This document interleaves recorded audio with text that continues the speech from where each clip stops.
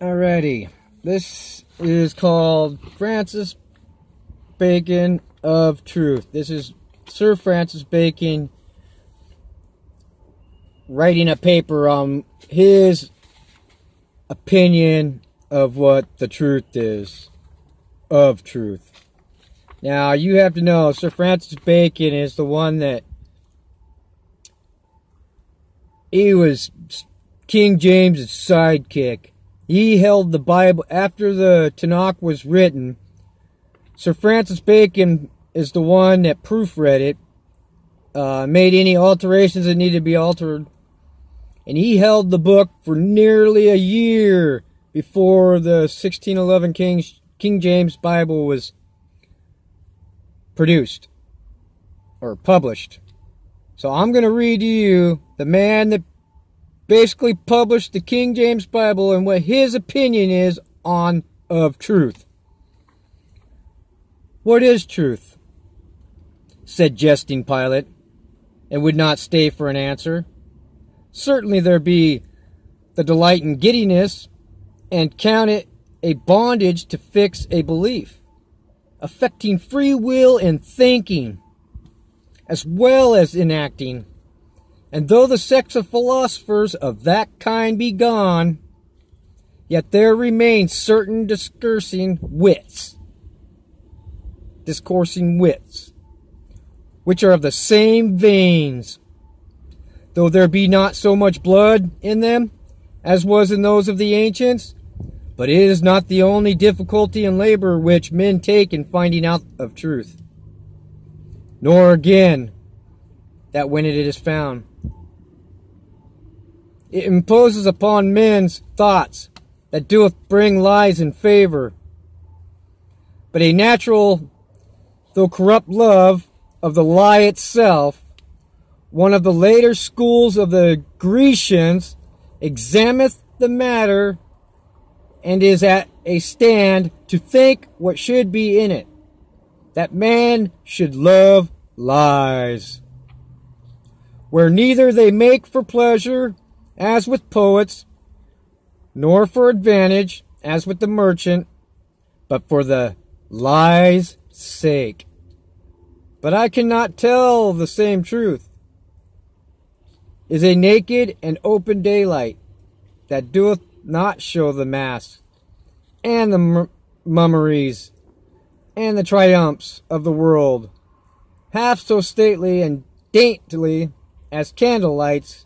Truth may perhaps come to the price of a pearl, that showeth best by day, but it will not rise to the price of a diamond, or a carbuncle, that showeth best in varied lights. A mixture of a lie doeth ever adds pleasure.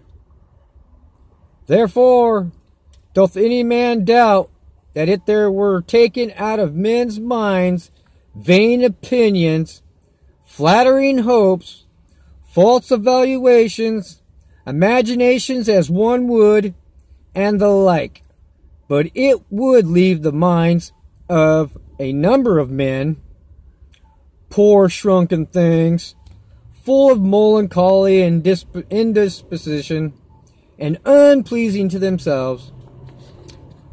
One of the fathers in great severity called posse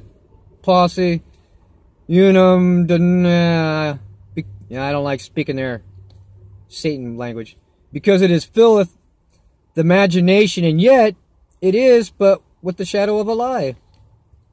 But it is not the lie that passeth through the mind, but the lie that sinketh in, and settleth in it, that doth the hurt. Such as we spake of before.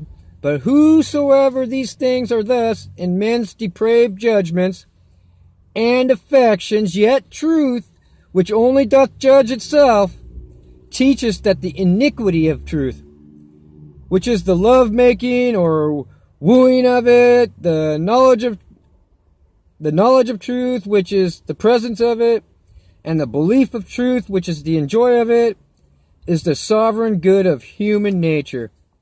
The first creatures of Yah in the works of the days was the light of the sense, the last was the light of reason. and his Sabbath work ever since is the illumination of his spirit. First he breathed light upon the face of the matter or chaos. Then he breathed light into the face of man. And still he breatheth and inspireth light into the face of his chosen. The poet that beautified the sect, that was otherwise inferior to the rest, saith yet excellently well, "It is a pleasure to stand upon the shore and to see ships tossed upon the sea. A pleasure to stand in the window of a castle and to see a battle and the adventures thereof below. But no pleasure is comparable to the standing upon the vantage ground of truth, a hill not to be commanded, and where the air is always clear and serene, and to see the errors and the wanderings and the mist and the tempest in the vale below. So always that this prospect be with pity, and not with swelling or pride. Certainly it is heaven upon earth to have a man's mind move in charity, rest in providence, and turn upon the poles of the truth." To pass from theological and philosophical truth to the truth of civil business, it will be acknowledged, even by those that practice it not, that clear and round dealing is the honor of man's nature, and that mixture of falsehoods is like alloy in a coin of gold and silver, which may make the metal work the better, but it embaseth it. For these winding and crooked courses are the goings of the serpent, which goeth basely upon the belly and not upon the feet. There is no vice that doeth so cover a man with shame, as to be found false and perfidious. And therefore Montaigne saith prettily, when he inquired the reason why the word of the lie should be such a disgrace and such an hideous charge, saith he, if it be well weighed, to say that a man lieth is as much to say as that he is brave, boastful towards God, and a coward towards man, for a lie faces God and shrinks from man. Surely the wickedness of falsehood and the breach of faith cannot possibly be so highly expressed, as in that it shall be the last peal to call the judgment of Yah upon the generation of men, it being foretold that when Yeshua cometh, he shall not find faith upon the earth.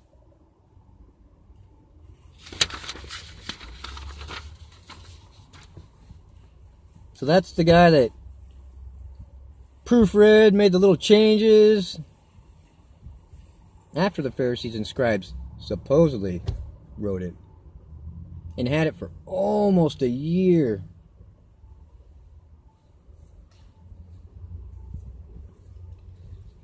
I have more on Francis Bacon and King James to share. I'll probably end the video on this note here so I don't get started and stopped in the middle of something. But there's more to come. Truth warrior for Yah. In the name of Yeshua, so be it.